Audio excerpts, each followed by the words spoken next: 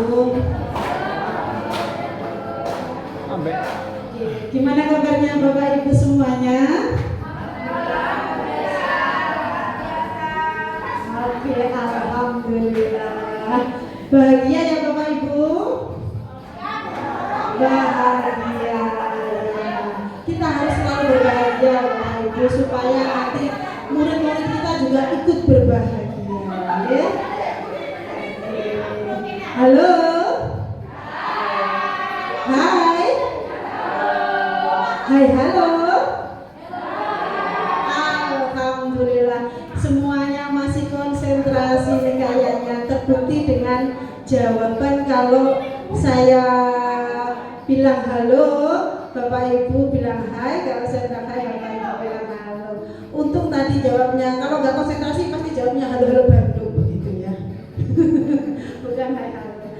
Oke, Bapak Ibu yang saya hormati, hari ini saya akan menyampaikan diseminasi dari program guru penggerak, yaitu diseminasi modul 1.4 budaya positif.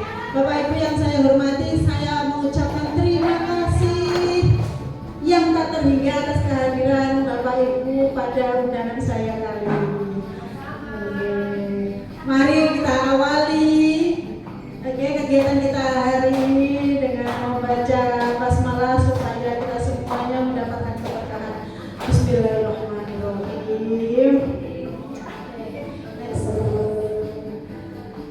Nah, Bapak Ibu, ini adalah selayang pandang dari program guru penggerak. Bapak Ibu, jadi pola pendidikan yang ada dalam program guru penggerak itu ada yang asinkronus melalui LMS, ada yang sinkronus melalui Google Meet, dan juga pendampingan individu oleh pengajar praktik. Nah, kesempatan ini untuk guru penggerak SMK Anwidang, pengajar praktiknya adalah Bapak Nanang Syafi'i yang merupakan juga Kepala Sekolah SMPN 1 Medan. Selanjutnya adalah ada lokakarya Bapak Ibu. Nah, ini Bapak Ibu materi pendidikan dalam guru penggerak. Ada 3 modul, modul 1 ada 4 topik. Nah, pada kesempatan kali ini kita akan membahas tentang budaya positif yang merupakan modul 1.4, kemudian modul 2 ada 3 topik, dan modul 3 ada 3 topik juga. Kurang lebih nanti guru penggerak itu akan berada dalam pendidikan selama 6 bulan Bapak Ibu. Next. Nah, kira-kira apakah Bapak Ibu mengenal siapa yang ada di gambar tersebut? Ki Hajar Dewantara. Oke, saya beri W, saya beri O, saya beri W. Wow, keren toh untuk Bapak Ibu semuanya yang masih mengenali gambar Ki Hajar Dewantara. Okay? Nah, ini Ki Hajar Dewantara yang terkenal dengan Ki Ngarso Suntulodo, Ingmandio Mangunkarso, dan Tutwuri Handayani. Bapak Ibu, ini adalah pendidikan menurut Ki Hajar Dewantara, yaitu menuntun segala kodrat yang ada pada anak-anak agar mendapatkan keselamatan dan kebahagiaan. Bapak Ibu yang saya hormati, ending point dari pendidikan adalah kebahagiaan. Jadi, kalau dalam berproses di pendidikan kurang bahagia atau tidak bahagia, berarti pendidikannya belum sukses, ya? Karena apa? Kalau gurunya bahagia, insya Allah muridnya juga bahagia. Next. Nah, perumpamaan kita sebagai guru adalah sebagai seorang petani, Bapak Ibu. Nah, tugas dari petani adalah merawat sesuai kebutuhan dari tanaman, yang tentu saja pada jenis tanaman beda perlakuan. Kacang sama padi tidak akan sama perlakuannya, Bapak Ibu. Demikian juga dengan murid-murid kita. Kita nggak akan bisa memperlakukan sama murid kita dari A sampai Z sama. Jadi bahwa seorang pendidik harus bisa melayani segala bentuk kebutuhan metode belajar siswa yang berbeda-beda. Di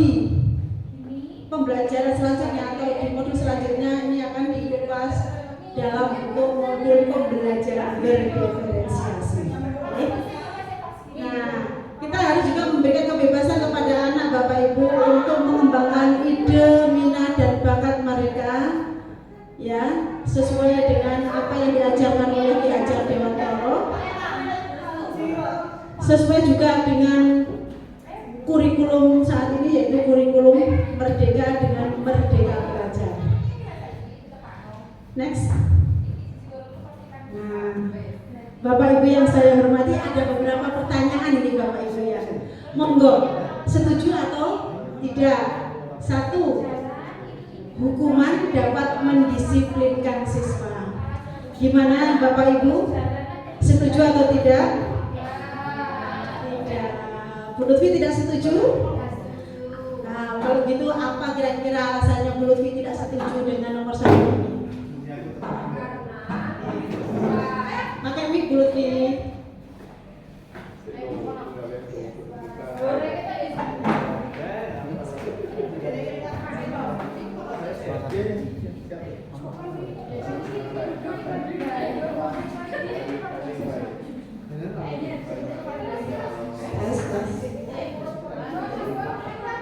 Jadi hukuman dapat mendisiplinkan anak. Menurut pendapat saya, hukuman itu tidak bisa untuk mendisiplinkan anak. Anak hanya takut pada hukuman saja, tetapi dia tidak mendapatkan bahwa dia sadar apa yang dilakukan itu sebuah kesalahan. Demikian. Terima kasih. Terima kasih Bu Lutfi atas jawabannya. Tepuk tangan dong untuk Bu Lutfi.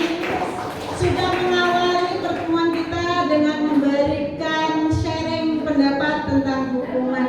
Monggo selanjutnya yang kedua, pemberian hukuman dengan hal positif seperti membaca atau membersihkan halaman sekolah dapat meningkatkan disiplin anak. Monggo, siapa yang mau menyampaikan pendapatnya, silakan Bu Ani. Oke. Saya tidak setuju karena untuk memberikan hukuman itu dengan hal yang positif mungkin bagus, tetapi tidak akan hanya bersifat sementara saja. Yang perlu kita lakukan adalah membuat keyakinan tadi. Jadi mereka hanya akan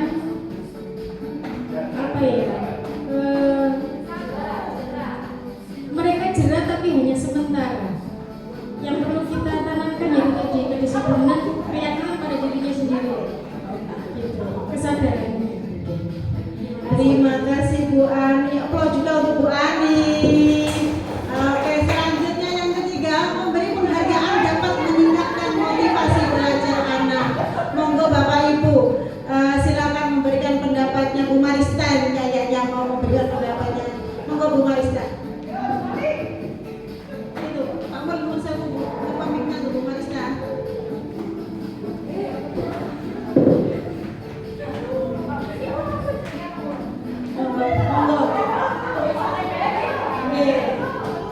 Memberi penghargaan dapat meningkatkan motivasi belajar anak. Terima kasih. Kalau menurut saya, penghargaan ini kepada siswa perlu kita berikan karena sebagai salah satu cara kita untuk memberikan penghargaan kepada yang sudah melakukan yang terbaik ketika di pelajaran kita.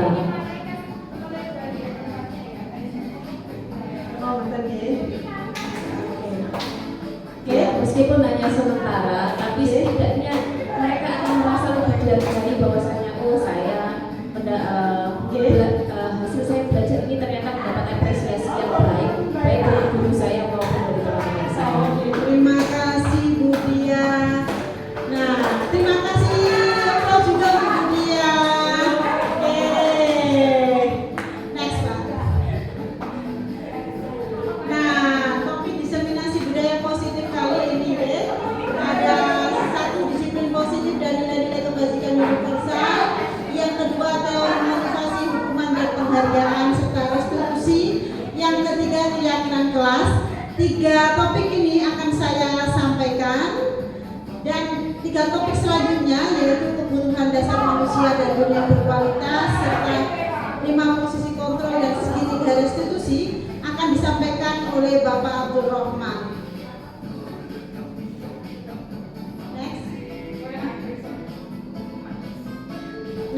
Nah, Bapak Ibu, yang pertama adalah disiplin positif dan nilai-nilai kebajikan, Bapak Ibu. Next, Pak. Nah, perubahan paradigma kita ibaratkan dengan kepalan tangan, Bapak Ibu. Silakan ngepal dan bayangkan hal yang sangat berharga ada di kepalan tangan Bapak Ibu semuanya, ya. Terus teman Anda akan mencoba dengan sekuat tenaga untuk meminta benda tersebut. Nah, dengan cara membujuk, mengancam, hadik, merayu dan membuat. Kira-kira apa yang akan Ibu Bapak lakukan? Monggo Bu.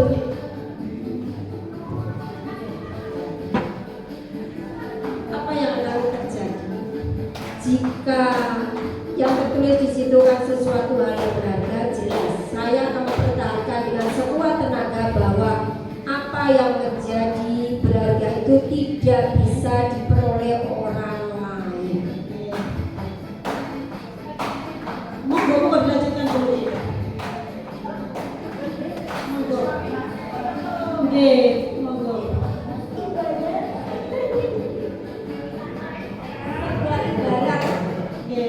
Sebuah ibarat, jadi jika memang hal itu sangat berharga, ya jelas tidak akan saya berikan apapun yang akan dilakukan oleh teman saya, meskipun diancam, dihadik, namanya berharga, ya jelas akan saya pertahankan. Terima kasih. Jadi manusiawi sekali dan natural sekali bahwa apa yang kita miliki kalau berharga maka kita akan tetap mempertahankannya sekuat tenaga. Oke, next. Nah, ini Bapak Ibu perubahan paradigma teori kontrol atau teori pilihan. Ilusi guru mengontrol murid, ilusi bahwa kritik membuat orang merasa bersalah, dapat menguatkan karakter, ilusi bahwa semua penguatan positif efektif dan bermanfaat, serta yang terakhir ilusi bahwa orang dewasa itu memiliki hak untuk memaksa. Termasuk juga guru tidak memiliki hak untuk memaksa murid. Next. Nah, Bapak Ibu yang saya hormati, ini adalah perubahan paradigma stimulus respon dan teori kontrol. Siapa sih yang sesungguhnya memiliki kontrol itu? Dalam stimulus respon, yang pertama kita mencoba mengubah orang agar berpandangan sama dengan kita. Nah, teori kontrol menyatakan bahwa kita berusaha memahami pandangan orang lain tentang kita. Jadi jangan meminta orang lain untuk memahami kita, tapi kita yang harus memahami orang lain. Ya. Perilaku buruk dilihat sebagai suatu kesalahan. Semua perilaku memiliki tujuan. Artinya baik orang itu melakukan hal yang salah maupun yang benar, pasti ada tujuannya. Orang lain bisa mengontrol saya, hanya Anda yang bisa mengontrol diri Anda. Saya bisa mengontrol orang lain, Anda tidak bisa mengontrol orang lain. Pemaksaan ada pada saat tujuan gagal. Dalam teori kontrol, kolaborasi dan konsensus menciptakan pilihan-pilihan baru. Jadi teori kontrol ini lebih menitik beratkan pada kolaborasi, Bapak Ibu. Model berpikir menang kalah, sehingga nanti akan terjadi sikap jumawa dan sikap rendah diri karena adanya menang dan kalah. Dalam teori kontrol, model berpikir menang-menang atau win-win solution dalam bahasa yang lebih kita sering temui sehari-hari. Next. Bapak Ibu yang saya hormati, ini disiplin positif teori kontrol menurut Dr. William Glasser. Jadi yang sama seperti yang tadi saya sampaikan, Anda tidak bisa mengontrol orang lain. Oke, semua perilaku punya tujuan.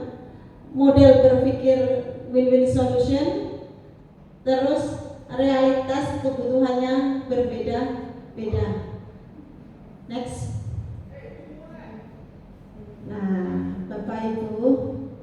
Sering nggak ketemu kata ini? Sering ya? Disiplin. Dalam bayangan Bapak Ibu, apa yang terpikirkan atau terbersit dengan kata disiplin ini?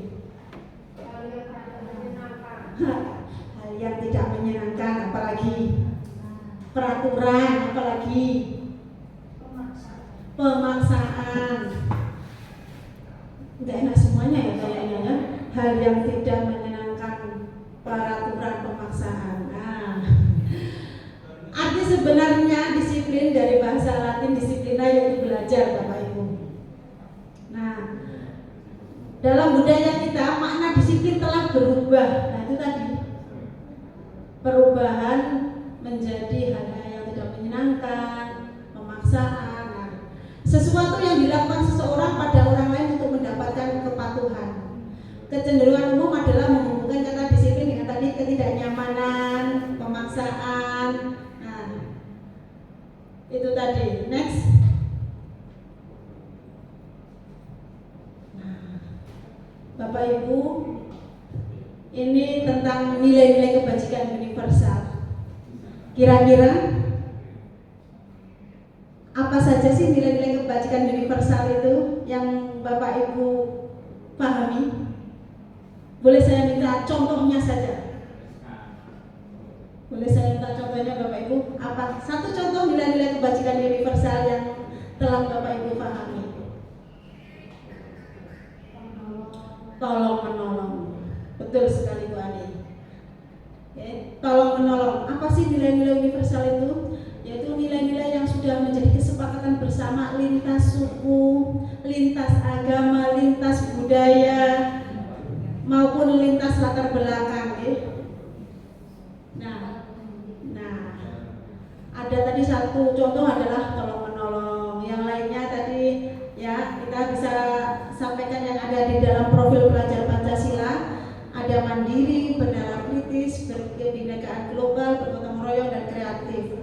Itu yang sudah dirangkum oleh Kemendikbud dalam rangkaian kurikulum Merdeka sebagai profil pelajar Indonesia. Next.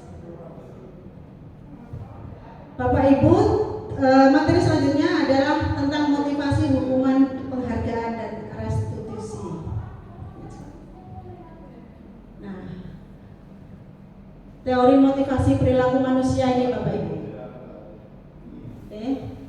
Untuk menghindari ketidaknyamanan atau hukuman, apa yang akan terjadi apabila saya tidak melakukannya?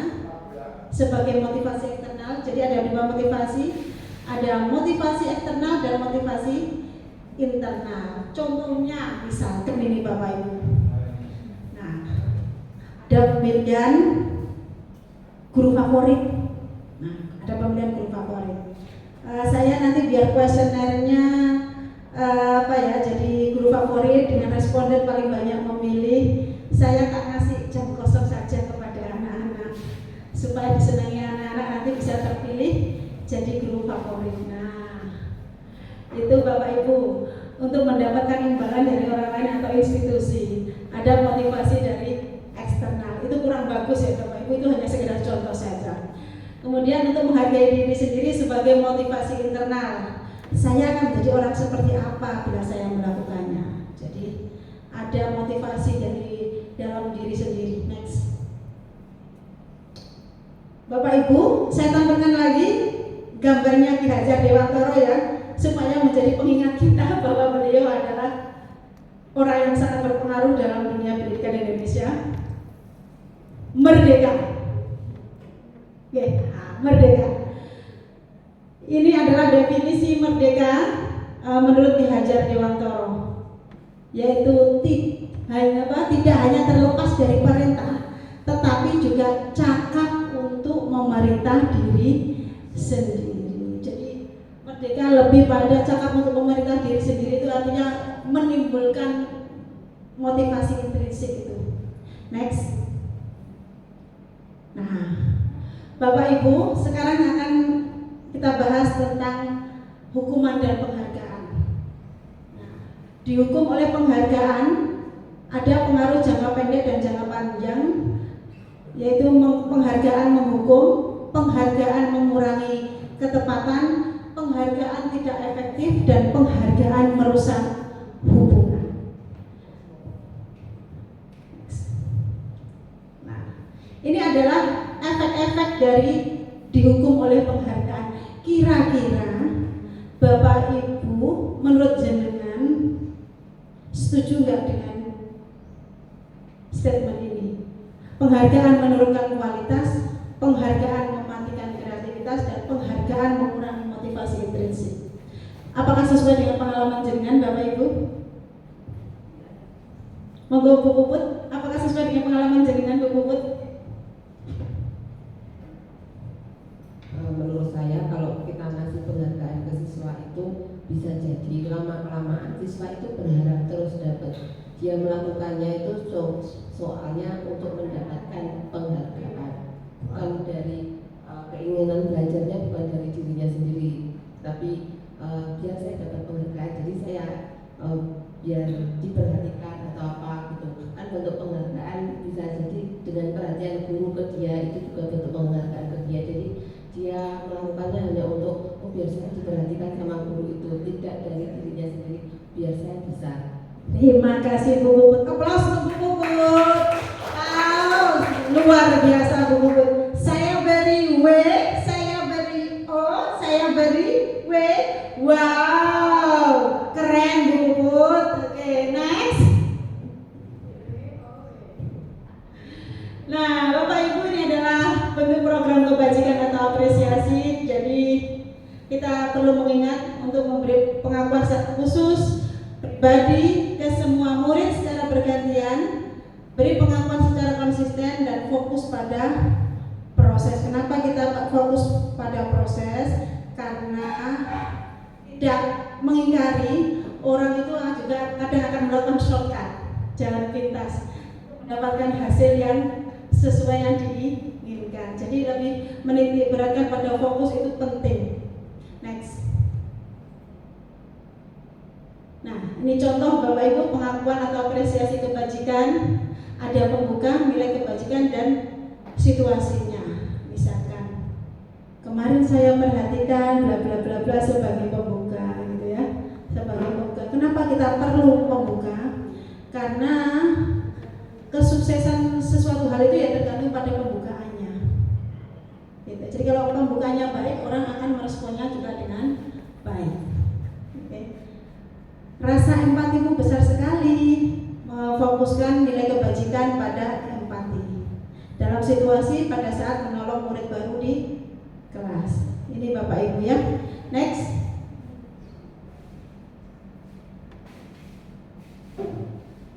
Nah, ini saya ada beberapa tindakan ini Bapak Ibu. Ini kira-kira termasuk hukuman atau konsekuensi. Mencatat 100 kali di dalam buku kalimat saya tidak akan terlambat lagi karena terlambat datang ke sekolah. Kira-kira hukuman atau konsekuensi? Oke. Terus yang kedua, lari mengelilingi lapangan basket 2 kali karena terlambat hadir. Kira-kira hukuman atau konsekuensi? Baik, hukuman. Oke. Murid diminta untuk push up 15 kali karena tidak menggunakan masker saat ke sekolah. Hukuman. Oke. Menggantikan kertas tugas teman yang telah dicoret-coret. Konsekuensi. Membersihkan tumpahan air di meja karena tersenggol pada saat belajar. Oke. Murid disuruh untuk tidak mengenakan sepatu seharian di sekolah karena tidak mengenakan sepatu hitam. Hukuman. Oke. Lari mengelilingi lapangan basket 2 kali karena terlambat 10 menit untuk pelajaran BJUK. Konsekuensi. Coba kita cek Pak Rohman. Wah, guru-guru SMK Medan hebat luar biasa, tepuk tangan untuk kita semuanya. Wah, pokoknya wow, keren semuanya. Oke, next Pak. Nah, Bapak Ibu, ini adalah perbedaan antara hukuman dan konsekuensinya. Kalau hukuman tadi seperti yang sudah disampaikan Bapak Ibu semua, hukuman itu cenderung menyakitkan. Nah, kalau konsekuensi sesuatu yang harus terjadi. Hukuman membuat anak sakit fisik dan hati untuk jangka lama. Kalau sakit fisik bisa diobati Bapak Ibu, bisa dibawa ke dokter. Nah, kalau sakit hati, adakah obatnya?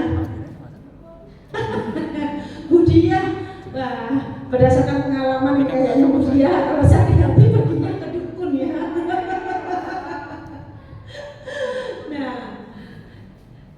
kemudian membuat anak merasa tidak nyaman dalam jangka waktu pendek, anak membenci kedisiplinan. Nah, efek dari kedisiplinan salah satunya adalah ini Bapak Ibu, anak membenci kedisiplinan. Jadi sudah mindsetnya buruk tentang kata disiplin. Anak menghargai disiplin untuk konsekuensi, kemudian hukuman adalah sebuah paksaan, konsekuensi stimulus tanggapan, hukuman mendorong anak untuk menyakiti diri sendiri. Maksudnya Bapak Ibu untuk hukuman mendorong anak menyakiti untuk diri sendiri, kayak kasus yang sedang atau yang telah terjadi beberapa waktu lalu untuk SMK. Karena ketakutan dan hukuman sosial dari masyarakat, dari orang tua. Hukuman itu kan ya juga termasuk kemarahan dan luapan emosi. Anak melakukan penghilangan nyawa sendiri. Nah, itu juga mendorong anak untuk menyakiti diri sendiri. Kemudian konsekuensi mendorong anak agar mudah untuk menyesuaikan diri. Hukuman konsep diri yang buruk, sedangkan konsekuensi merupakan konsep yang lebih baik dari hukuman. Anak belajar untuk menyembunyikan kesalahan, anak belajar untuk mematuhi peraturan. Kemudian, nah ini Bapak Ibu, yang perlu kita fokuskan, tidak memungkiri bahwa guru juga pernah melakukan hukuman. Marah, rasa bersalah, dipermalukan, merasa tak dihargai, dirasakan oleh anak. Kemudian konsekuensi kehilangan dibuat tidak nyaman, diasingkan untuk sementara waktu. Jadi konsekuensi kayaknya efeknya lebih lebih baik daripada hukuman. Next. Nah, Bapak Ibu, ini ada kata restitusi. Sudah pernah kan Bapak Ibu mendengar kata ini, restitusi? Oke. Nah, restitusi adalah proses menciptakan kondisi bagi murid untuk memperbaiki kesalahan mereka. Jadi restitusi ini tujuannya supaya murid tahu diri dan tahu kesalahan yang dilakukan, sehingga mereka bisa kembali dengan karakter yang lebih kuat. Tujuan restitusi salah satunya adalah pembentukan karakter anak supaya lebih baik daripada sebelumnya dengan menyadari kesalahan yang dilakukan. Restitusi juga merupakan proses kolaboratif yang mengajarkan murid untuk mencari solusi untuk masalah mereka dan membantu murid berpikir tentang seperti apa sih yang mereka inginkan dan bagaimana mereka harus memperlakukan orang lain. Next. Nah, Bapak Ibu, ini identitas gagal dan identitas sukses. Identitas gagal ada pada hukuman, sedangkan identitas sukses ada pada konsekuensi dan restitusi. Hukuman cenderung negatif ya nilainya. Kalau konsekuensi ada posisi netral, jadi posisi di tengah. Kalau restitusi, nah nilainya positif. Kira-kira menurut Bapak Ibu, manakah yang lebih bagus? Hukuman, konsekuensi, atau restitusi?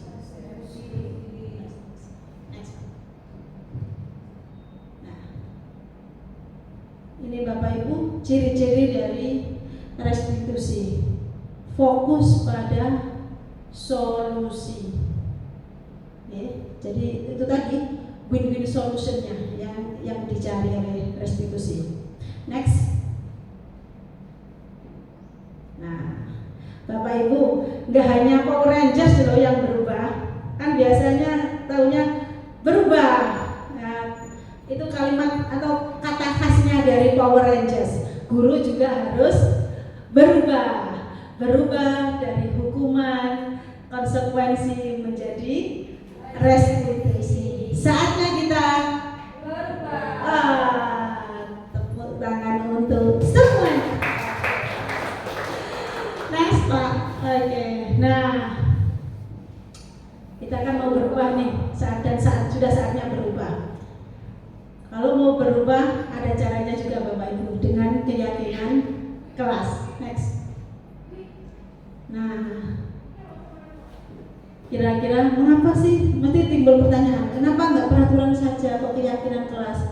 Kita kan biasanya buatnya berupa peraturan. Nah sekarang kalau ini, mengapa kita memiliki peraturan harus menggunakan helm bila mengendarai kendaraan roda 2? Kira-kira kenapa Bapak Ibu? Oke. Tepuk tangan Bu Ani, keselamatan. Mengapa kita memiliki peraturan harus datang tepat waktu pada saat mengikuti pelatihan? Kira-kira kenapa Bapak Ibu? Kedisiplinan, oke. Kedisiplinan. Oke, next Pak. Nah, mengapa sih tidak peraturan saja harus keyakinan kelas? Nah, nilai keselamatan atau kesehatan ini yang kita sebut sebagai suatu keyakinan yang diambil dari nilai-nilai kebajikan universal. Next Pak. Nah, Bapak Ibu, ini tabel untuk kegiatan pendalaman keyakinan kelas. Ada terdengar, terlihat, dan berperilaku. Kalau saya supaya lebih mudah memahami dan mengingatnya, saya sebut dengan T3. Terdengar, terlihat, dan terlakukan. Itu untuk mempermudah mengingat saja sebenarnya. Next. Nah, Bapak Ibu, ini contoh keyakinan kelas hormat. Kalau terdengarnya, nah itu ada satu orang berbicara, yuk saya bantu. Nah, kemudian terlihatnya ada berempati terhadap perasaan orang lain. Kemudian berperilakunya dengan tersenyum ramah. Itu. Nah, hormat itu kalau tampak, kita lihat dengan datang tepat waktu. Keyakinan kelas hormat itu tampaknya dengan datang tepat waktu. Kalau tidak tampak seperti, berarti sering hadir terlambat. Negasinya ya. Oke, next. Nah, Bapak Ibu, ini ada peraturan dan keyakinan. Kalau peraturannya berbunyi selalu kembalikan buku ke tempatnya, keyakinan kelasnya berarti apa kira-kira? Tanggung jawab. Oke. Dilarang mengganggu orang lain. Oke, menghormati. Hadir di sekolah 15 menit sebelum pembelajaran. Oke, disiplin. Dilarang melakukan kekerasan. Ya, dilarang melakukan kekerasan. Keselamatan. Oke, keselamatan. Dilarang menggunakan narkoba. Oke, kesehatan. Bergantian atau menunggu giliran. Bersabar. Oke, buai bersabar. Oke. Gunakan masker. Kesehatan. Oke. Jangan berlari di kelas atau koridor. Ketenangan, keselamatan. Oke, next Pak. Deng. Nah, wah betul semua ini ya. Bapak Ibu guru 100 itu Bapak Ibu guru. Ya, Bapak Ibu guru betul Pak Hakim. Bapak Ibu guru ini adalah orang-orang jos. Next Pak. Nah, Pembentukan keyakinan kelas atau sekolah Bapak Ibu. Jadi keyakinan kelas itu bersifat lebih abstrak daripada peraturan. Oke, keyakinan kelas berupa pernyataan universal. Kemudian keyakinan kelas dibuat dalam bentuk kalimat positif. Jadi tidak ada kata-kata jangan. Oke. Keyakinan kelas hendaknya tidak terlalu banyak sehingga mudah diingat. Terus keyakinan kelas dapat diterapkan, jadi nggak muluk-muluk, tetapi yang lebih applicable untuk lingkungan kelas. Oke. Semua warga kelas hendaknya ikut berkontribusi dalam penyusunan keyakinan kelas, dan keyakinan kelas bukan benda yang statis. Artinya keyakinan kelas pun bisa dirubah kapanpun menyesuaikan waktu. Next. Bapak Ibu, ini adalah tujuan akhir dari keyakinan kelas, ya. Keyakinan kelas dan keyakinan sekolah pada akhirnya itu diperlukan kolaborasi dari semua pihak. Tidak bisa Bapak Ibu satu guru saja yang melakukan, tapi semua pihak harus berkolaborasi. Okay. Next. Nah, Bapak Ibu yang saya hormati, itu tadi materi saya, materi 1 sampai 3. Untuk selanjutnya materi akan dilanjutkan oleh Bapak Abdurrahman untuk menyampaikan paparan materi 4, 5, dan 6. Bapak Ibu hebat yang saya hormati, aplaus untuk kita semua. Dan tepuk tangan juga untuk Pak Rohman. Monggo Pak Rohman.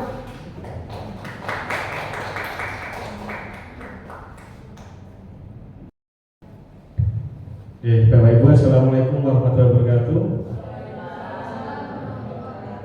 Mohon izin sharing dari apa yang sudah kami dapatkan di Pendidikan Guru Penggerak Angkatan 9 bersama Bu Bahrul, saya Pak Abdurrahman. Untuk materi 4 yang saya bawakan itu adalah tentang kebutuhan dasar manusia. Nah, mungkin Bapak Ibu sudah sangat familiar dengan kebutuhan dasar manusia, ada 5.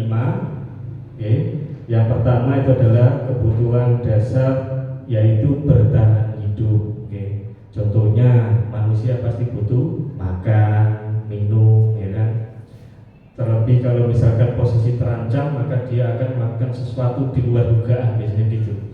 Ya, sama halnya ketika misalkan Pak Hakim lihat hantu, ya kan, yang biasanya larinya nggak sampai 50 km per jam bisa-bisa, nah, seketika itu bisa. Manakala dia merasa, ya, kalau kita merasa terancam, maka disitulah hal-hal yang di luar nalar itu terkadang muncul. Itu karena memang respon dari otak kita itu adalah respon tentang bertahan hidup. Okay. Kemudian yang kedua adalah manusia pasti butuh namanya kasih sayang dan rasa diterima. Nggih, leres nggih? Pak Hakim leres? Okay. Jadi terkadang ada anak suka berkelompok dengan gengnya, ya kan? Kenapa kok harus bergeng dengan ini dan itu? Karena memang mereka pasti punya kebutuhan dasar, yaitu pengen dikasihi, disayangi, istilahnya diterima oleh kelompoknya. Jadi kalau misalkan ada anak yang tidak punya kelompok, menyendiri, biasanya nggak kerasa, jarang bergaul dengan temannya yang lain, akhirnya sering izin dan lain sebagainya. Maka kita sebagai tenaga pendidik perlu mengamati seperti itu. Ternyata anak ini itu ada kebutuhan yang belum terpenuhi, kira-kira seperti itu. Artinya dengan kita memahami 5 kebutuhan dasar ini kalau kita kaitkan nanti di sikap anak tidak disiplin atau melanggar peraturan, itu biasanya ada motif. Nah, motif diantaranya adalah ada 5 ini yang mungkin belum terpenuhi dan kita harus paham tentang itu. Kemudian kebutuhan berikutnya yaitu penguasaan. Jadi anak itu butuh pengakuan tentang, oh saya itu kompeten di bidang tertentu. Kalau misalkan di TPN ada anak itu nggak semangat dan lain sebagainya, mencoba belajar tekun praktek tapi gagal terus.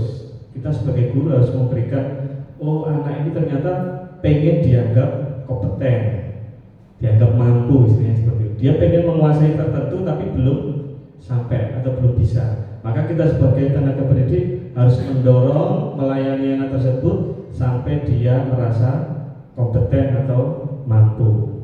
Dan pasti nanti ada efek-efek di belakangnya jika anak itu satu kebutuhan ini belum terpenuhi. Mungkin nggak pede, terus nggak semangat, mojok terus di belakang misalkan seperti itu. Kemudian anak juga kebutuhan dasar yang lain seperti kebebasan. Kebebasan dalam arti bukan sebebas-bebasnya, tapi dia itu punya sesuatu yang bisa dia tentukan. Bahasa gampangnya itu adalah terkadang mereka perlu diberikan pilihan. Jadi ada hal-hal yang dia bisa tentukan sendiri, apakah dia harus pilih A ataupun B. Nah, nanti Bapak Ibu guru sendiri nanti yang mendesain hal-hal mana yang perlu mereka pilih. Entah dengan cara, nah apakah kamu siap mengerjakan tugas A atau tugas B, atau menyelesaikan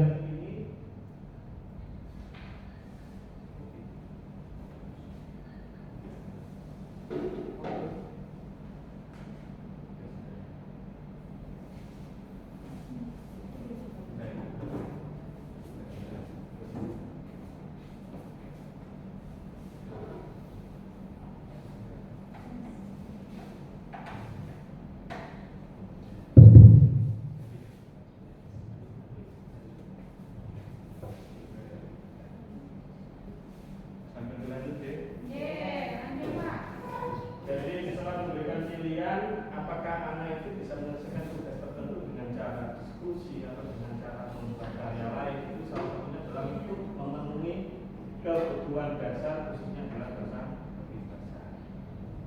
Adapun untuk yang kebutuhan lain itu adalah kesenangan. Jadi anak itu pasti pengen merasa senang. Terkadang Bapak Ibu guru kita sendiri, ya kan, termasuk saya sendiri, terkadang kenapa harus membuat suasana kelas itu menyenangkan, ya dengan berbagai cara, lewat permainan, ice breaking, ya kan, kemudian menyampaikan cerita-cerita lucu yang membuat anak itu bisa tertawa, itu adalah dalam rangka memenuhi kebutuhan dasar mereka, yaitu kesenangan. Mungkin tidak semua Bapak Ibu guru itu bisa melucu, ini butuh latihan. Dan melucu itu harus punya strategi, kemudian banyak materi yang harus kita bawa. Dan hampir bisa dikatakan orang yang bisa melucu itu biasanya IQ-nya IQ tinggi, biasanya begitu. Artinya kayak komedian itu sejatinya mereka juga wawasannya luas, karena nggak mungkin seseorang itu bisa membuat lelucon manakala dia wawasannya sempit. Dengan berbagai wawasan itu dikumpulkan jadi satu, dibuatlah cerita yang menarik, yang lucu. Dan kesenangan tadi tidak hanya dalam bentuk lucu atau cerita lucu, tapi bisa juga dalam bentuk ice breaking. Bapak Ibu bisa memulai pembelajaran dengan ice breaking, permainan kecil sederhana tapi membuat mereka itu senang. Intinya adalah kita buat kelas itu merasa anak-anaknya merasa senang. Dan ini terkadang sesuatu yang mungkin jarang terjadi, yang mungkin biasanya itu kelas itu harus posisi diam, anteng begitu. Idealnya kita kan begitu.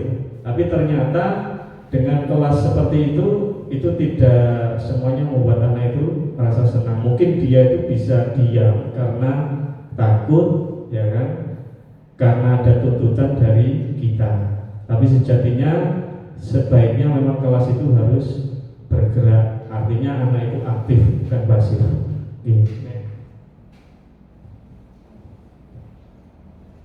Materi kelima adalah ada 5 posisi kontrol. Ini yang dimaksud adalah posisi kontrol seorang guru terhadap muridnya. Ada 5. Posisi yang pertama itu adalah sebagai penghukum.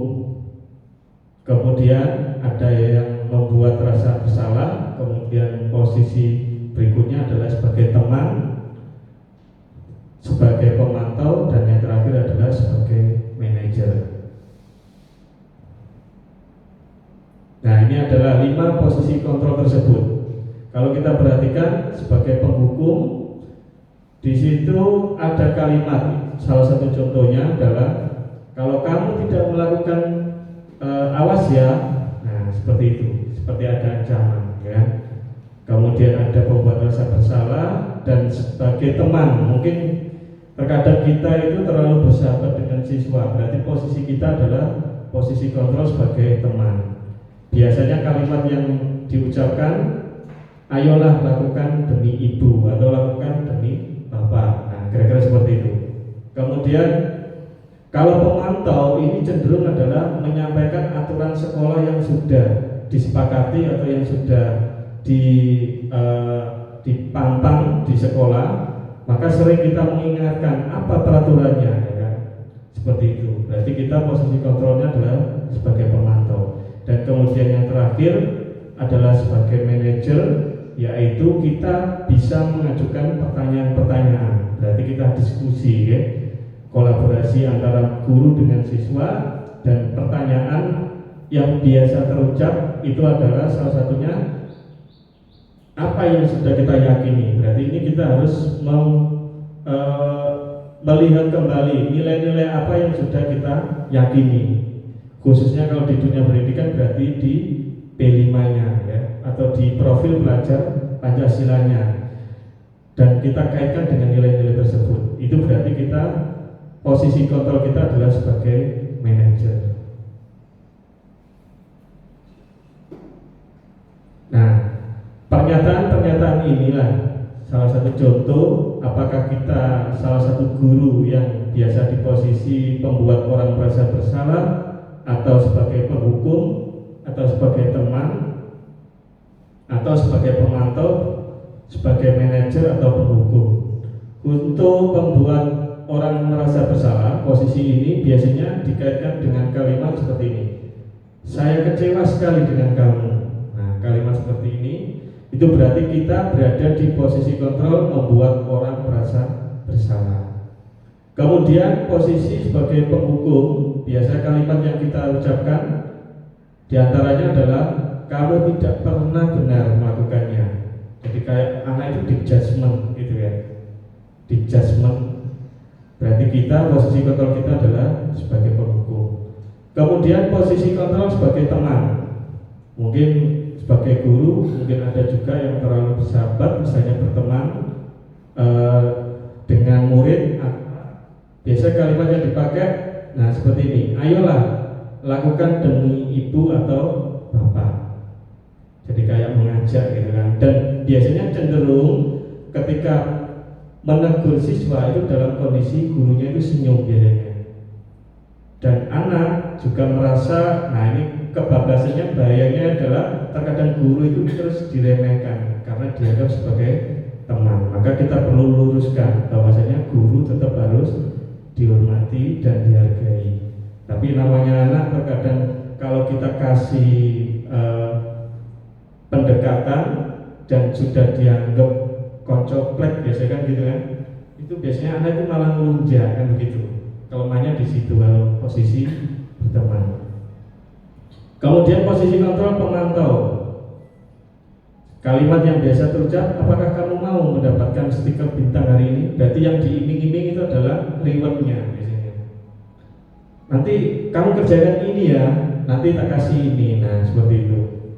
Kemudian kalau nggak seperti itu, biasanya kamu ingat peraturan sekolah itu harus bagaimana terkait sepatu. Nah kita mengingatkan tentang peraturan-peraturan itu. Berarti kita adalah sebagai pemantau. Kemudian manajer, di mana kalimat yang bisa terucap adalah bagaimana kamu bisa menyelesaikan masalah ini. Jadi kita memberikan solusi kepada anak yang sudah melakukan kesalahan, supaya mereka menebus, misalnya kembali, mengembalikan posisi mereka untuk menjadi orang yang supaya tidak merasa bersalah, tapi dia dapat memperbaiki apa yang sudah mereka perbuat. Bahwasanya biasanya mereka itu bisa lebih baik. Itu kalau kita di posisi manajer. Oke, untuk yang bawah sama penghukum, ya kan, ada kalimat kamu selalu yang paling terakhir, jadi di judgment, sama seperti yang di atas. Nah, kita perlu bergerak, ya kan, antara dari peraturan, dari posisi kontrol pemantau, kemudian di mana yang biasanya kita menggunakan konsekuensi, kemudian ada reward, kita rubah, ya kan. Mulai kita tanamkan tentang nilai-nilai, jadi nilai-nilai yang diyakini, nilai-nilai positif kebajikan universal tadi. Kemudian posisi kontrol kita dari pemantau kita ubah menjadi manajer. Ini adalah teori yang harus diterapkan di sekolah. Untuk prakteknya tentunya ini adalah butuh proses. Yang tadi sudah disampaikan Bu Bahlul, yaitu dari sistem mendukung kita mulai bergerak ke konsekuensi, dan jika konsekuensi itu sudah kita jalankan, selanjutnya kita bisa berpindah lagi, yaitu ke restitusi. Jadi tidak langsung, misalkan posisi kita di penghukum, tidak mungkin bisa langsung ke restitusi. Dari ke konsekuensi dulu, setelah itu baru ke restitusi.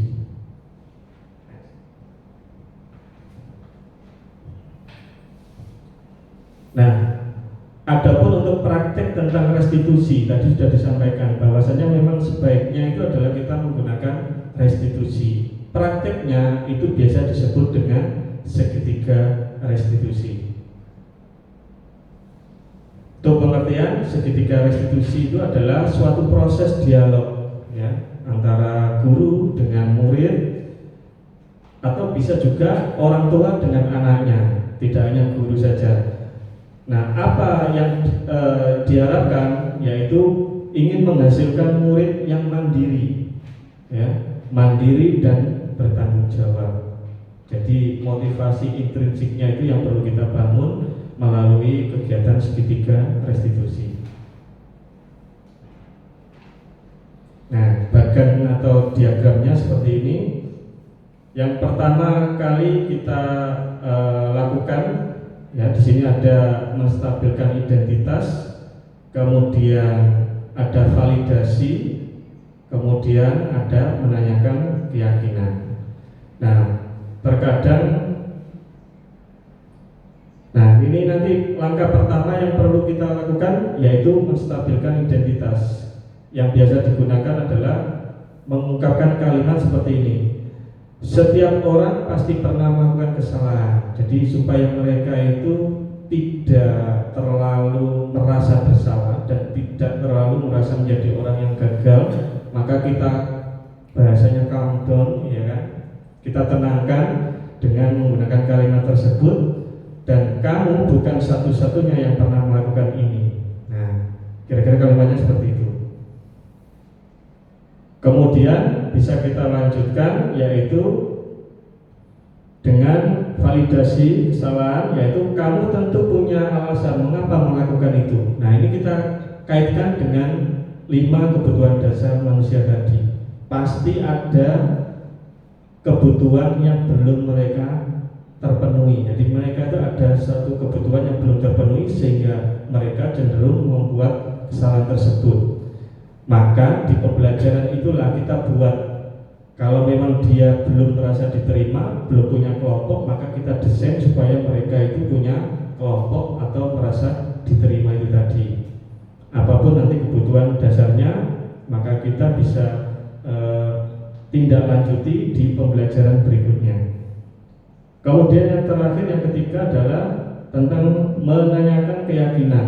Contohnya adalah nilai-nilai apa yang telah kita sepakati. Jadi kita ingatkan kembali nilai-nilai kebajikan universal yang sudah disepakati, yang sudah kita yakini, dan kita kembalikan supaya nilai-nilai itu diterapkan atau dilakukan dengan dirinya sendiri atau kesadaran mereka sendiri.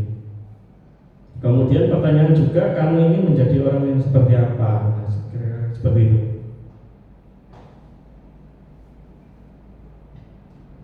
Nah, di tahap menstabilkan identitas ada beberapa kalimat ya. Seperti ini adalah contoh yang lebih beragam lagi. Berbuat salah itu tidak apa-apa. Kemudian tidak ada manusia yang sempurna. Nah, kita bisa pilih salah satu dari sekian kalimat atau bisa juga menggunakan kalimat lain yang mungkin tujuannya sama. Kamu berhak merasa begitu. Terus Bapak Ibu tidak tertarik mencari siapa yang salah, tapi Bapak Ibu ingin mencari solusi dari permasalahan ini. Nah, itu tahapan ketika kita di segitiga restitusi, tahap menstabilkan identitas.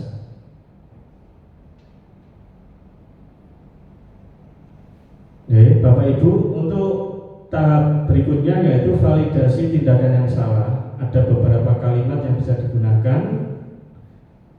Contohnya adalah, padahal kamu bisa melakukan yang lebih buruk dari ini ya. Nah, seperti itu. Kemudian pertanyaan yang lain, kamu pasti punya alasan mengapa melakukan hal itu. Itu untuk tahap validasi tindakan yang salah. Kemudian langkah yang ketiga dan sekaligus langkah terakhir dari segitiga restitusi itu adalah menanyakan keyakinan. Salah satu pertanyaan yang bisa kita sampaikan adalah apa yang kita percaya sebagai kelas atau keluarga, apa nilai-nilai umum yang kita sepakati. Jadi menyampaikan nilai-nilai kebajikan universal kepada anak dan kita kembalikan lagi ke anak bahwasanya nilai itu harus dijunjung tinggi dan harus diterapkan.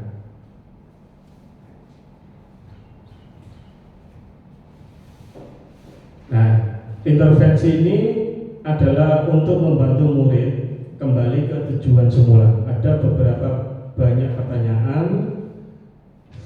Di antaranya adalah contoh, apakah kamu ingin berbuat lebih baik? Kemudian, apakah saat ini kamu sedang menjadi orang yang sedang kamu inginkan? Kemudian, apakah kamu mengubah kegiatan atau perilaku kamu saat ini menjadi sikap yang lebih membantu dan lain sebagainya. Ini adalah salah satu contoh pertanyaan-pertanyaan yang tujuannya adalah supaya murid kembali ke tujuan semula.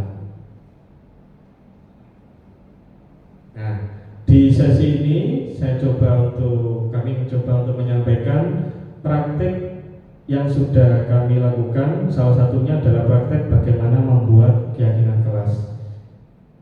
Kebetulan ini saya sendiri yang mencoba untuk mengakomodir anak-anak kelas 11 TKJ 1. Jadi di sini saya berperan untuk memfasilitasi anak-anak. Kita buat stick note, kemudian mereka kita kasih kesempatan untuk menuliskan 3 nilai kebajikan ya per anak.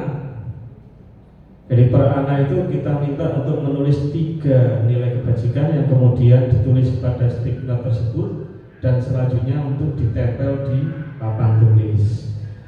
Nah, setelah kita dapatkan data-data tersebut, nantinya keyakinan kelas ini kita buat dan kita tempel di kelas sebagai pengingat mereka. Jadi ketika mereka membuat suatu kesalahan, maka tugas kita untuk melakukan segitiga restitusi tadi tujuannya adalah mengingatkan nilai-nilai kebajikan yang sudah kita sepakati dan tentunya nilai wajib yang sudah ada di kurikulum Merdeka, yaitu profil pelajar Pancasila itu. Dan boleh juga ditambahkan nilai-nilai yang lain jika memang diperlukan.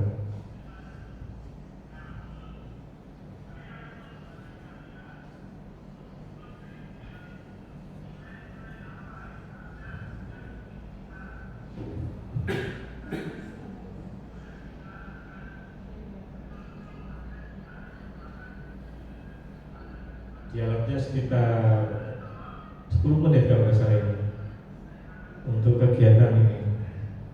Meskipun belum sampai selesai, jadi sampai dengan anak itu menempel nilai-nilai kebajikan yang sudah mereka tulis di stick note itu.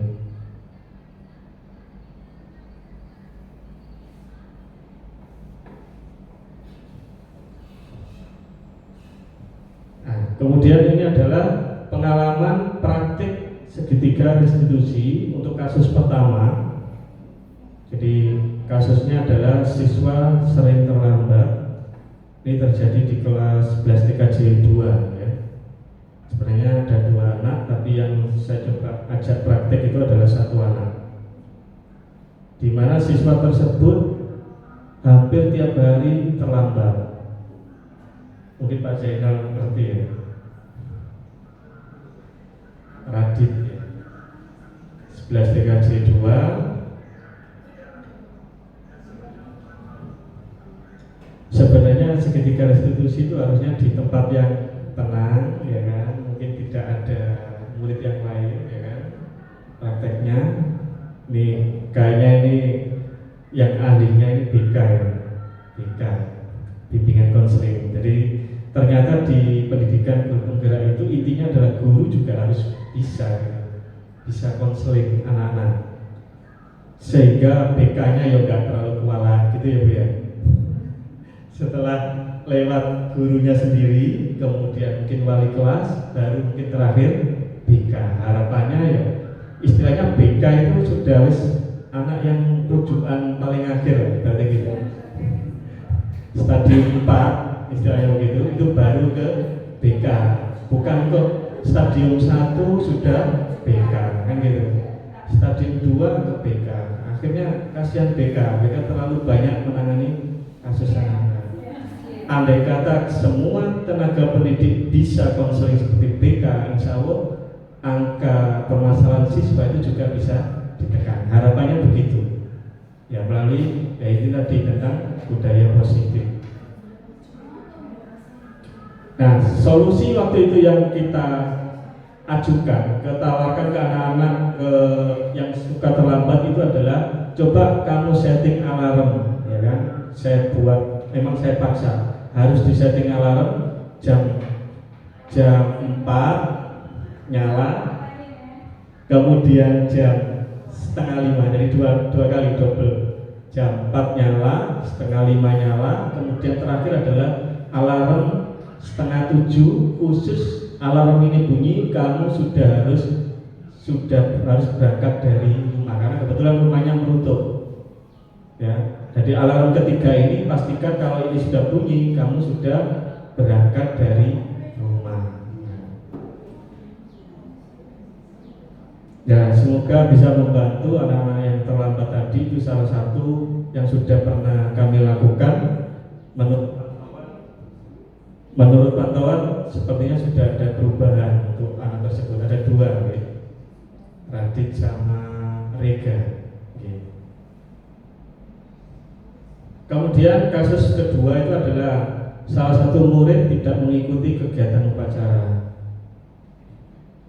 Jadi ibaratnya sembunyi di toilet, tidak mengikuti karena memang kondisinya adalah sangat ngantuk sekali karena aktivitas malam, ya kan? Usut punya usut, setelah saya melakukan segitiga restitusi, ternyata anak ini adalah membantu orang tuanya bekerja. Dari jam 2 itu sudah di pasar Babat Dana, ya kan, membantu orang tuanya. Pasar Babat atau Agro ya. Kemudian berdagang sayur, ya, membantu ibunya, sehingga setiap hari itu anak itu bangunnya, maksudnya kalau di kelas itu selalu tidur. Kelas 12 TKJ ya ini. Cuman waktu itu saya hanya memberikan saran supaya sorenya itu bisa dicicil gitu maksudnya tidurnya. Jadi mencicil, mengangsur istilahnya begitu. Jadi sore maksudnya kayak habis sisa silakan tidur, nanti jam 2. Saya rasa mungkin efeknya nggak terlalu parah, ya kan. Tujuannya itu adalah masa istirahatnya tetap dia dapatkan, tapi bekerja tetap jalan. Tujuannya begitu. Ini saya juga belum tindak lanjuti lagi. Sudah sampai mana hasilnya, ya kan. Waktu itu sudah berjanji tidak akan mengulanginya lagi ya. Oke. Untuk yang tidak mengikuti upacaranya insya Allah sudah selesai gitu. Cuman untuk yang ngantuknya ketika di kelas itu yang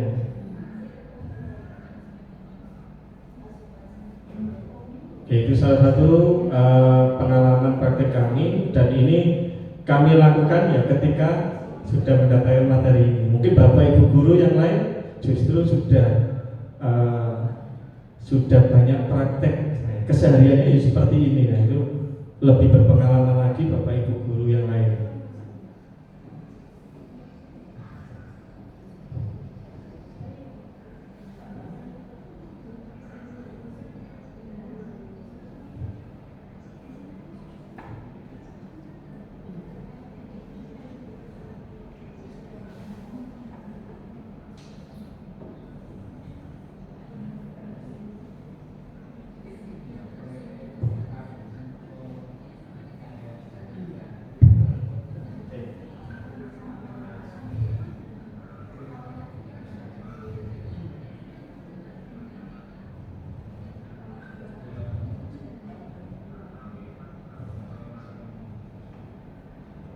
Ternyata kalau nyuruh anak-anak di depan kamera itu cukup luar biasa. Saya harus take berkali-kali ya, untuk anak tadi. Makanya video saya itu sebanyaknya di-cut, ya kan? Kalau misalkan anak itu sudah terbiasa ngomong itu mungkin gak ada masalah. Kalau yang ini saya yakin Bapak Ibu ini yang sudah melaksanakan dan sama, yaitu sesuai jadwal budaya positif yang lain, salah satunya adalah budaya 5S. Kebetulan saya waktu itu jadwal hari Selasa dan Ibu Kepala Sekolah juga turut hadir waktu itu langsung. Dan yang diminta oleh Ibu Kepala Sekolah waktu itu adalah supaya anak ketika bersalaman itu sambil turun dulu dari sepeda, kemudian baru salaman. Mungkin nanti bisa diterapkan distandarisasi lagi ke yang lain, karena terkadang anak itu sambil naik motor salaman kan begitu, masih kurang masih di atas motor tapi salaman masih begitu, masih kurang etis ya.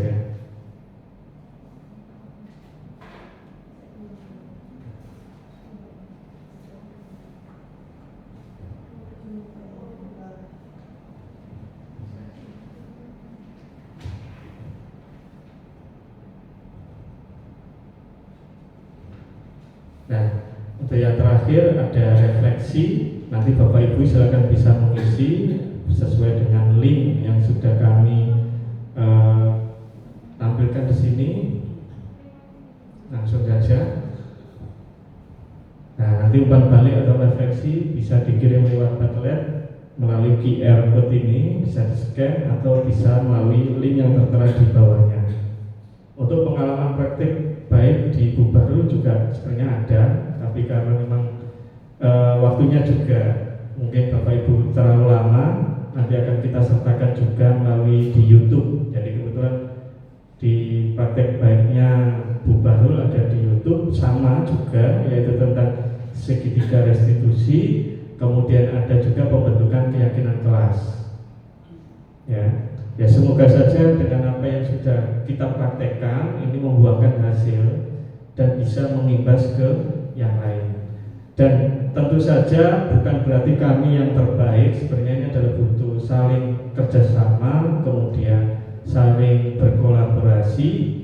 Jika memang Bapak Ibu punya praktik baik yang lain yang memang dirasa perlu di-share, maka tentu kami juga akan sangat senang sekali ya. Kami juga saling berbagi praktik baik, dan kebetulan di program guru penggerak itu perlu ada di sekolah yang perlu kita tumbuhkan itu adalah komunitas belajar guru. Jadi seperti KKG, GMP sekolah dan lain sebagainya. Tapi yang perlu ditekankan itu adalah berbagi praktik baiknya. Jadi Bapak Ibu guru mungkin yang di kampus 2 pernah menerapkan ini dan efektif, itu bisa di-share ke teman-teman yang ada di kampus 1. Begitu juga di kampus 1 pernah menangani kasus sedemikian dan ternyata perlu di-share juga di kampus 2 juga terjadi yang sama, dan itulah fungsinya adalah kolaborasi. Saya rasa sudah cukup, Bu Barul, dan tambahan. Terima kasih. Bapak Ibu guru hebat yang saya hormati, monggo saya persilakan kalau mungkin ada yang mau di-sharingkan oleh Bapak Ibu guru semuanya. Monggo Bu Tika, ada monggo Bu. Terima kasih. Assalamualaikum warahmatullahi wabarakatuh. Waalaikumsalam warahmatullahi wabarakatuh. Terima kasih atas materinya hari ini, karena ini banyak bermanfaat bagi kami rekan-rekan yang ada di SMK Negeri Wida untuk memperbaiki, terutama karena memang dalam pembelajaran akan selalu ada evaluasi, ya. Terutama ini kan kalau saya lihat tadi berarti lebih pada pembentukan karakter anak-anak, dan ternyata memang ada beberapa hal yang perlu kita evaluasi bersama, dan nanti semoga bisa jadi lebih baik. Rekan-rekan kita ini belajar bersama, mungkin dari Pak Rahman dan Bu Bahrul bisa sharing, ada pengalaman kah yang kemarin kan jenengan sudah mendapatkan materi ini, mungkin sudah diterapkan di siswanya. Kita sharing pengalaman yang sudah diterapkan di anak-anak, dan sejauh ini selain yang tadi sudah disampaikan, ya, mengurangi hukuman supaya kita bisa, ya setidaknya bisa ke konsekuensi, kemudian nanti bisa beralih ke restitusi yang lebih baik. Terima kasih. Assalamualaikum warahmatullahi wabarakatuh. Terima kasih Bu Tika. Berdasarkan pengalaman ini yang sudah saya terapkan di kelas 10 TKR 2 dengan pembentukan keyakinan kelas. Awalnya setiap saya masuk itu kan banyak sampah, habis sarapan ditaruh di bukunya taruh di lantai, kalau nggak gitu dimasukkan di laci. Terus anak-anak itu kan banyak yang melepas sepatunya, jadi banyak yang nggak pakai sepatu, kemudian bajunya dikeluarkan. Akhirnya setelah saya mendapatkan materi ini, saya coba di kelas 10 TKR 2 dengan membuat keyakinan kelas. Alhamdulillah di pertemuan selanjutnya sudah sangat jauh berkurang sampahnya. Di laci sudah nggak ada sampah. Di lantai yang terlihat dari kursi guru, misalkan yang di lorong-lorongnya, di sela-selanya kursi murid, itu sudah nggak ada sampah. Sudah sangat jauh berkurang sekali. Terus anak-anak begitu saya masuk sudah memakai sepatu, dan sudah mereka bersiap-siap pakai sepatu begitu saya masuk kelas. Kemudian yang bajunya keluar sudah sangat jauh berkurang, Bapak Ibu. Cuman mohon maaf saya belum nge-share gambar di sini. Tapi anak-anak sudah sangat jauh berkurang mengeluarkan bajunya. Jadi mereka sudah merumangsani. Begitu saya masuk sudah merumangsani untuk merapikan baju, terus sudah merumangsani untuk bersepatu. Karena alasan mereka, Bu, sepatunya super, bukan pakai sepatu, ya saya nggak menyalahkan karena memang suasananya panas. Tetapi ini kan kita melatih anak-anak juga bagaimana untuk tetap berpakaian rapi, karena nanti pada dunia kerja kerapian pakaian itu juga diperlukan. Itu Bu Tika pengalaman dari saya. Monggo Pak Roman. Kalau untuk praktik yang tadi restitusi, terus terang saya sendiri juga baru melakukannya, karena memang ya alhamdulillah kalau kita mengikuti kegiatan pelatihan itu ya ternyata menambah wawasan baru, mindset baru, kemudian paradigma baru, dan saya bersyukur sekali dapat ilmu tentang ini.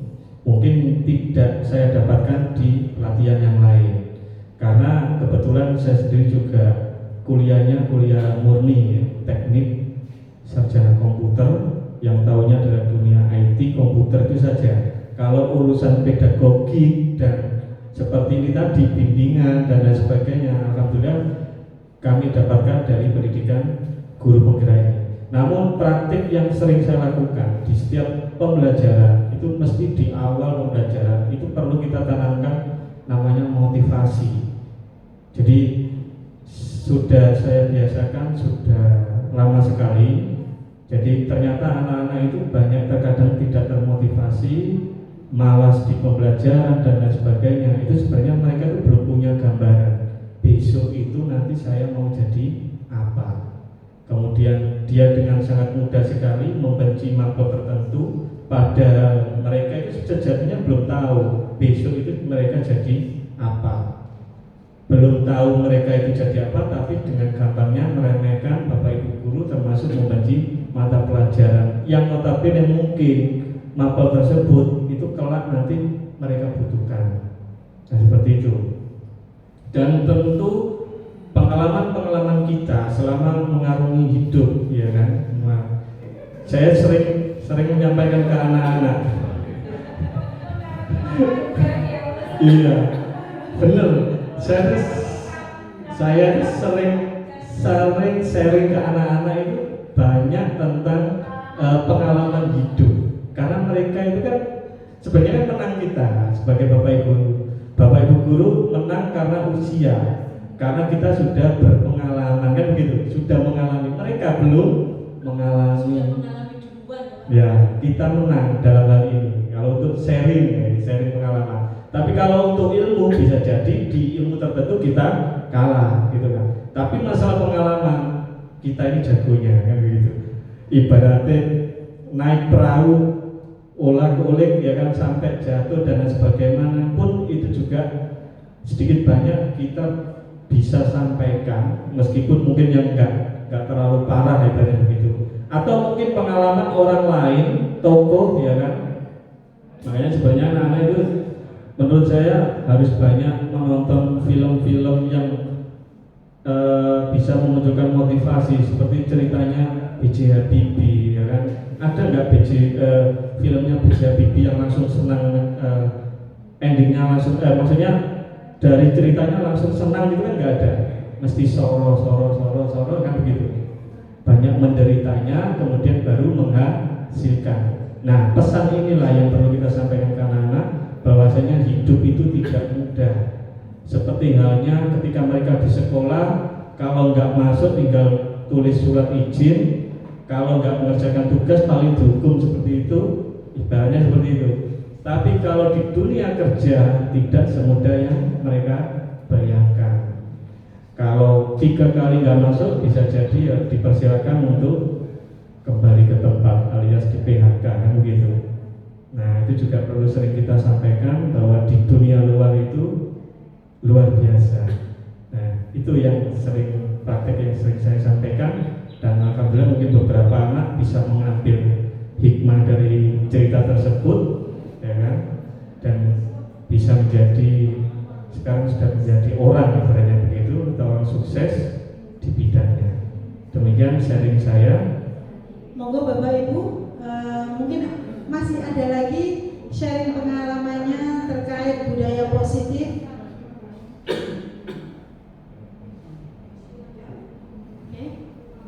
Sudah Bapak Ibu sudah? Oke.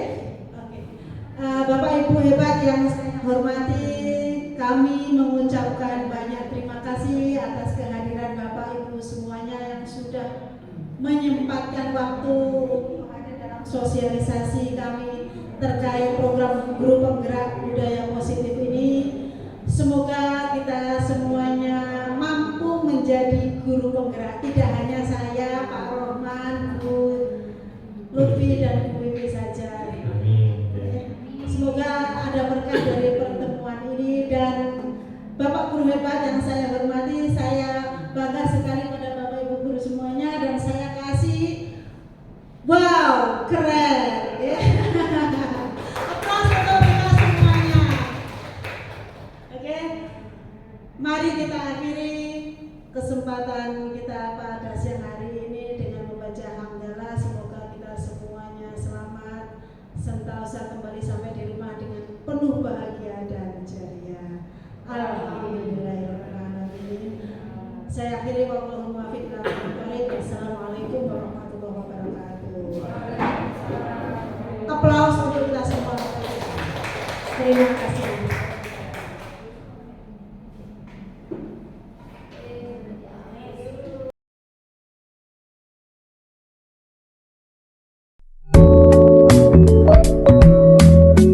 Kelasnya kok masih banyak sampahnya ya? Siapa yang bikin hari ini? Siapa saja? Murid-murid yang hebat. Tahukah kalian kenapa Ibu Adul panggil ke sini? Kira-kira apa? Saya ingin tahu kira-kira kenapa kalian tidak melaksanakan tugas. Ya, kegiatan kelas apa yang kalian lakukan? Kira-kira apa yang akan kalian lakukan dengan kejadian tadi? Membersihkan kelas dari sebelumnya setelah kelas berakhir sehingga waktunya kelas bersih. Ide yang bagus. Menurut kalian bagaimana? Kira-kira kalau buat salah, terus Bapak Ibu guru mengatasinya seperti apa yang dilakukan sekarang? Bapak Ibu jadi murid bisa jadi kesadaran. Hebat kalian semua. Sekarang kalian boleh kembali ke kelas masing-masing.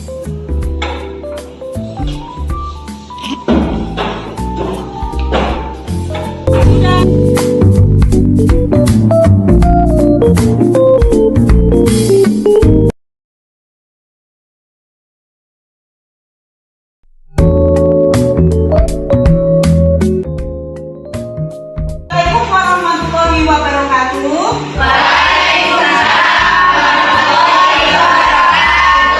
Apa kabarnya hari ini? Baik. Alhamdulillah. Saya cek kehadirannya dulu ya. Iya.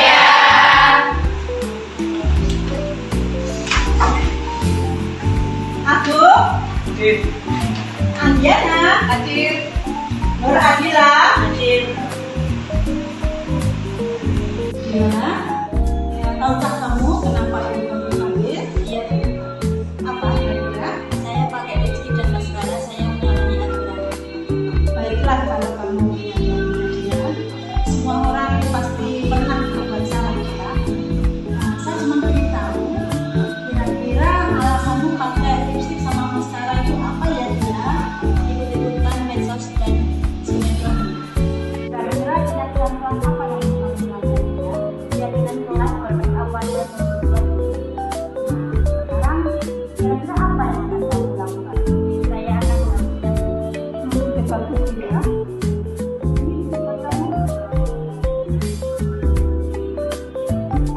Ya, kalau ada siswa berbuat salah terus Bapak Ibu mengatasinya dengan cara seperti yang dilakukan Ibu ini, kira-kira menurutmu bagaimana? bagus Bu, jadi murid gak berikut tapi bisa menyadari kesalahannya. Hebat kamu Dila.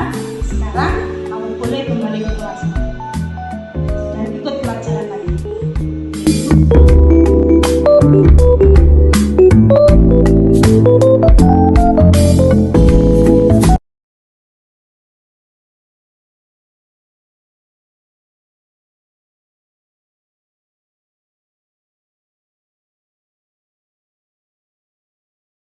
Radit, kamu tahu kenapa Pak Roman panggil kamu ke sini? Tahu kenapa? Sering terlambat. Ya, tahu. Pak Roman tahu persis ketika waktunya jam pelajaran kamu sering terlambat. Jadi Radit gini ya, yang namanya orang kalau berbuat salah itu hal yang wajar, ya kan? Tapi itu nggak akan jadi wajar manakala kita lakukan secara berulang. Kira-kira kamu mau memperbaiki permasalahan itu? Mau, ya kan? Kamu kira-kira terlambat gara-gara apa? Karena tidur malam dan Tidur malam, bangunnya larut malam. Kira-kira gimana cara kamu memperbaiki permasalahan itu? Masang alarm Pak. Masang alarm. Coba silakan bisa dipasang alarmnya. Apa ya di sana Pak? Nah, oke.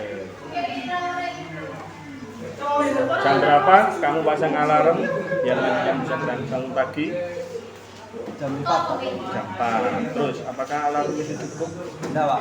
Hanya Terus saya pasang 5.50. Berarti dengan cara dipasang alarm secara double ya. Ya. Oke. Sudah. Oke, sudah ya. Jadi nanti ketika alarm bunyi, kamu silakan bangun sesuai dengan yang kamu rencanakan supaya kamu tidak terlambat lagi. Ya. Terus semoga besok sudah tidak kembali lagi melakukan kesalahan yaitu datang lambat. Ya, sudah akan bisa kembali.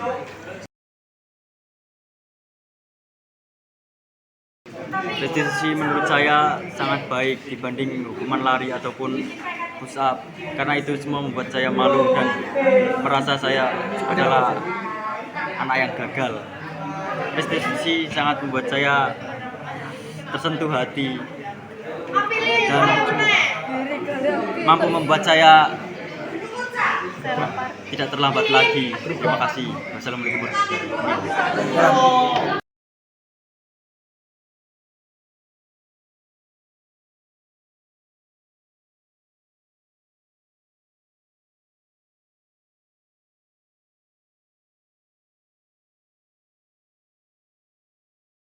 Ardi, kamu tahu kenapa Pak Roman panggil kamu di sini?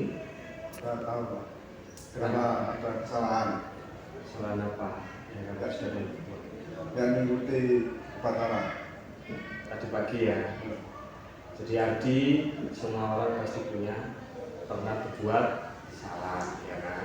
Tinggal kita mau memperbaiki atau tidak. Kira-kira dari kesalahan itu tadi, kamu masih ingat kalau di peraturan sekolah Masih apa peraturan sekolah? Harus mengikuti upacara upacara setiap setiap hari hari Senin dan itu berlaku semua siswa. tanpa terkecuali, ya kan? Yang sudah kamu lakukan.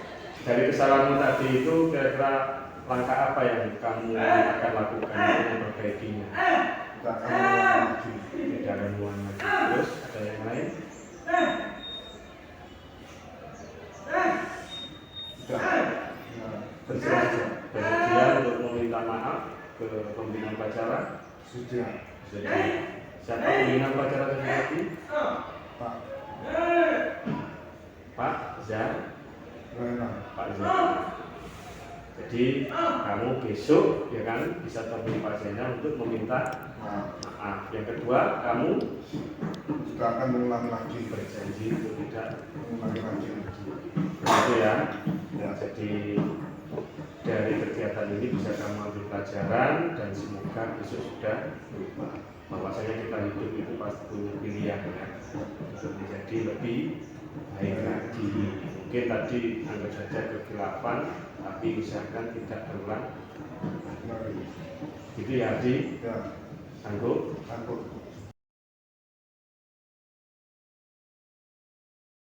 Dengan penyelesaian ini saya merasa menang dibandingkan hukuman, karena hukuman saya membuat malu.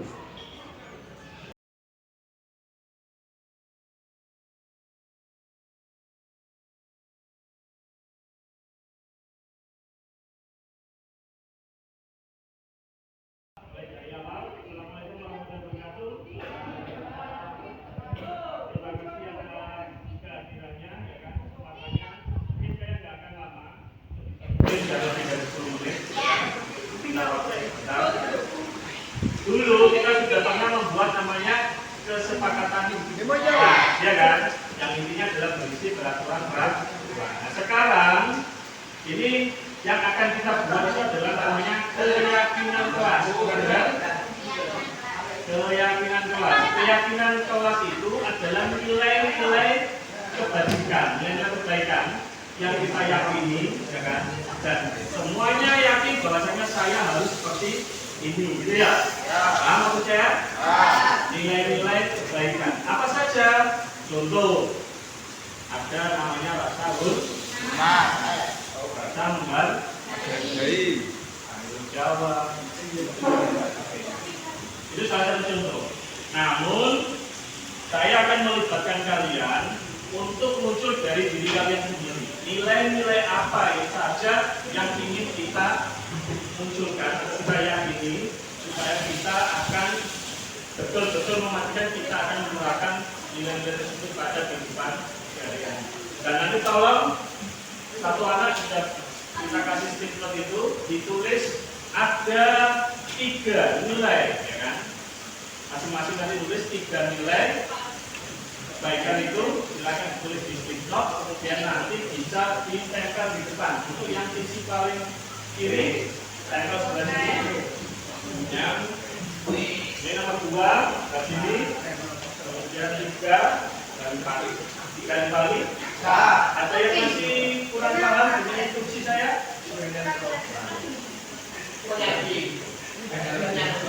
Jadi nilainya saja, nilai itu dalam arti sikap baik, contoh, jujur, kan? Paham? Disiplin waktu, nah itu salah satunya. Jadi 3 item. Nah, itu ya. Paham? Saya masih bingung. Kita tolong banyaknya dirapikan lagi. Saya masih bingung, silakan. Yang bisa gantian.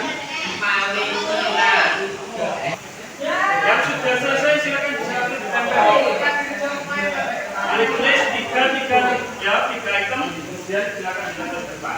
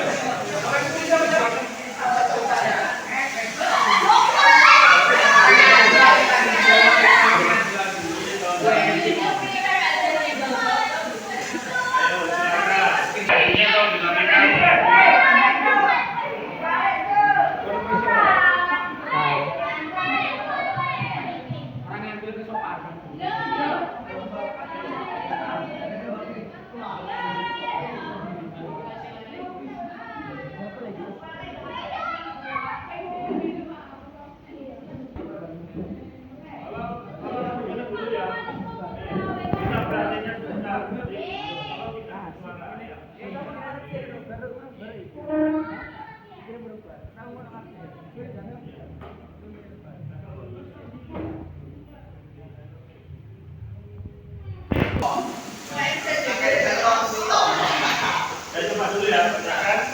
Nah, ini adalah nilai-nilai yang sudah kalian sepakati. Kebanyakan adalah disiplin, ya kan? Disiplin dalam arti adalah disiplin waktu. Oke, penerapannya.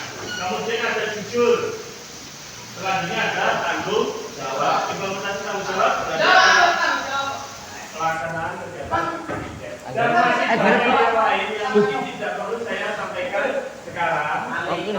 Hasil kerja nanti, hasil nilai-nilai nanti akan saya rangkum dan kita share dalam bentuk itu ya. Oke, terima kasih atas waktunya dan saya cukupnya ada pertanyaan. Oke, kalau sudah, saya akhiri. Wabillahi taufiq wal hidayah. Assalamualaikum.